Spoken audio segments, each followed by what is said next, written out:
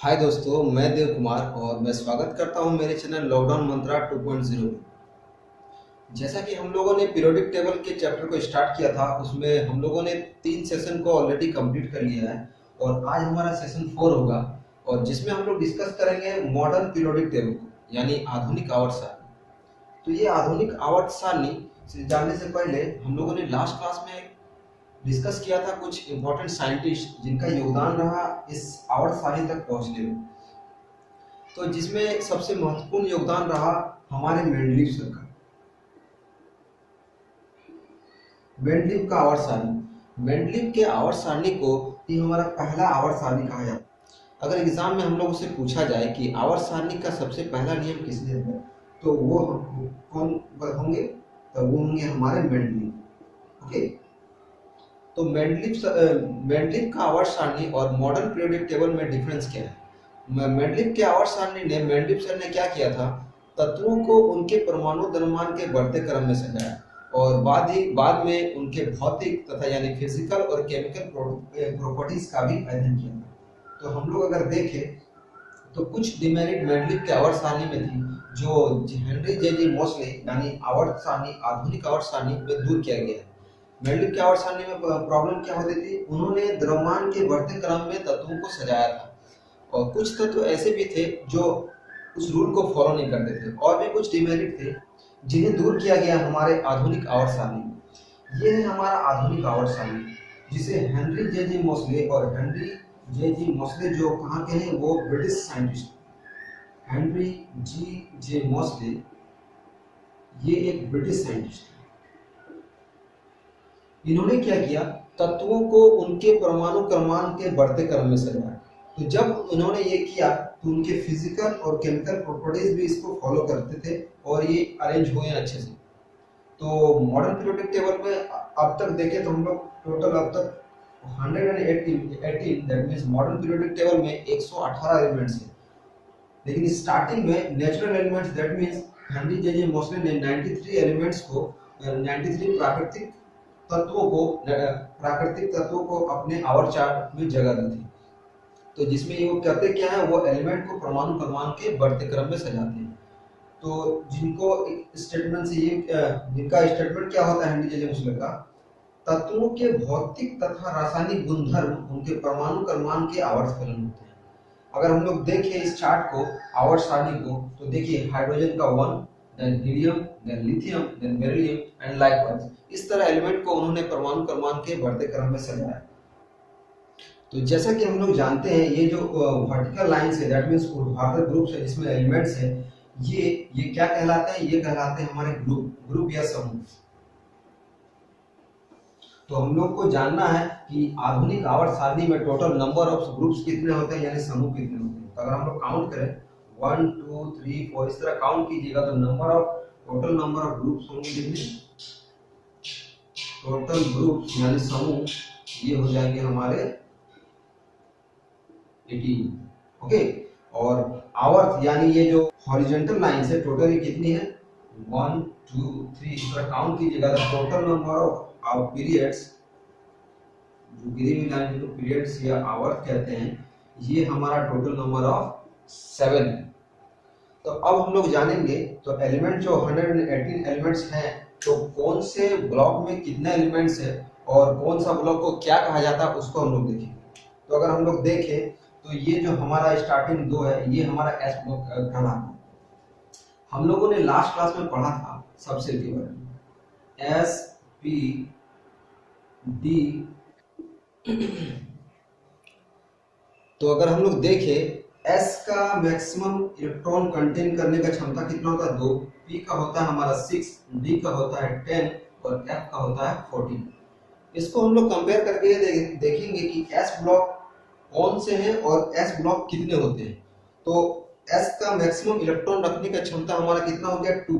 तो S कौन से होते हैं? ये फर्स्ट और सेकंड S ब्लॉक्स 2। P का मैक्सिमम इलेक्ट्रॉन रखने का कैपेसिटी कितना हो गया? 6। तो ये होते हैं P 1 2 3 4 5 6 number of P block that is 6। D का होता है 10, तो ये है D ब्लॉक। 3B से लेकर 2B तक 1 2 3 4 5 6 7 8 9 और 10। F के होते हैं 14, ये हमारा हो गया F ब्लॉक। सीरियम से लेके ल्यूटियम तक 1 2 3 4 5 6 टोटल ये होते हैं 14 ग्रुप।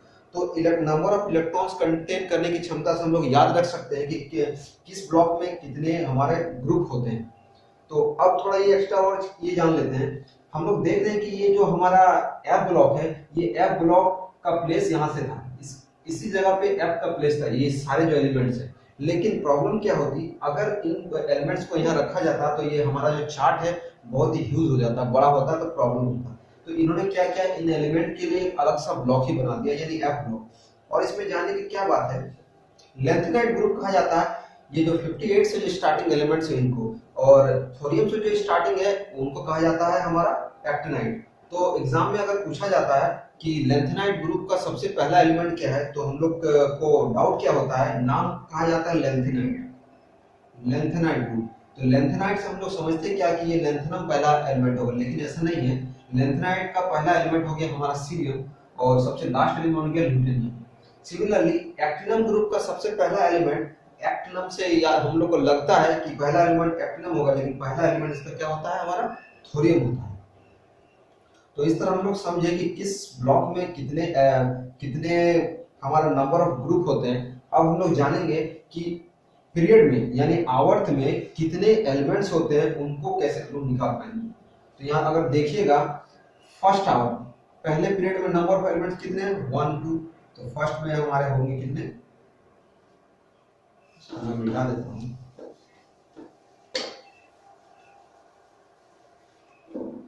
पहले आवर्त में नंबर ऑफ एलिमेंट्स कितने होते हैं, 2। सेकंड में अगर काम कीजिएगा आप लोग तो ये होता है 8। थर्ड में होता है हमारा फिर 8। फोर्थ में होता है हमारा number of elements that is 18, और फिफ्थ में भी होता है 18, सिक्स्थ में होता है 32 एंड सेवेंथ में होता है 32।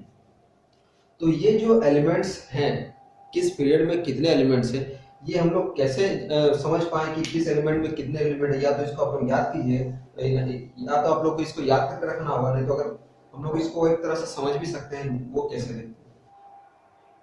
तो किस पीरियड में यानी किस आवर्त में कितने एलिमेंट है उसको समझना है, तो हम लोग इस चार्ट को देखते हैं और समझते हैं।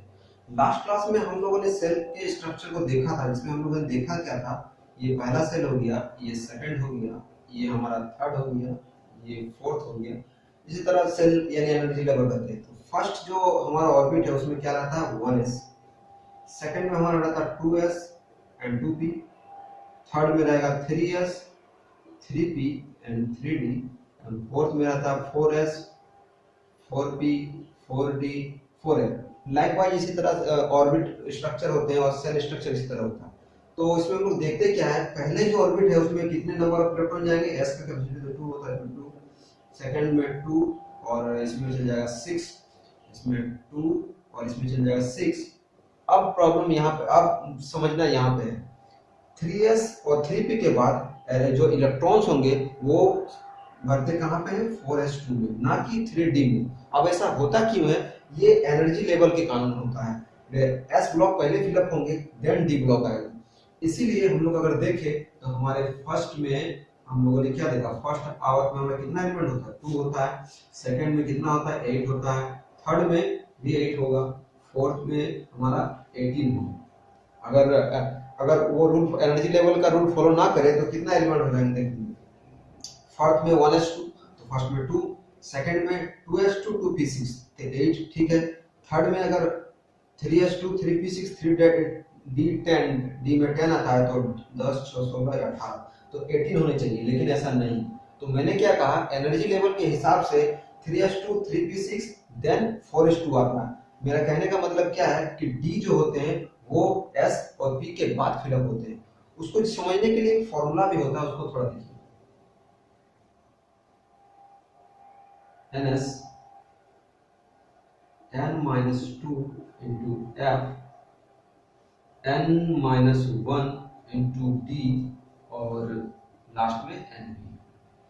ये फॉर्मूला बताता क्या, इससे क्या समझ सकते हैं कि डी ब्लॉक कब भरेंगे। अगर देखिए हम लोग यहाँ पर देखते हैं, फर्स्ट आवर्त में 2 एलिमेंट, यहाँ हम लोग उस सबको फिलअप कर देते हैं, 2p6, 3s2, 3p6, 4s2 के बाद डायरेक्ट क्या आ रहा है, 3d आ रहा है। 3s में के बाद 3d नहीं फिलअप हुआ, तो हम लोग देख क्या रहे हैं, जितने नंबर का आवर्त हो, यानी नंबर ऑफ पीरियड, यहाँ पर कितने नंबर ऑफ पीरियड 4 है, तो डी का कितना नंबर है 3, दैट इज n-2। डी कहाँ फिलअप होगा, जितना नंबर का आवर्त होगा उससे एक कम।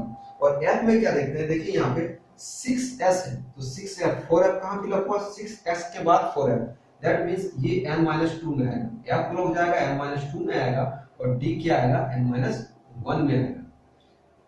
तो इस तरह इलेक्ट्रॉन फिलअप होते हैं, और यही फंडा है हमारा 2, 8, 8, 18, 32, 32 का।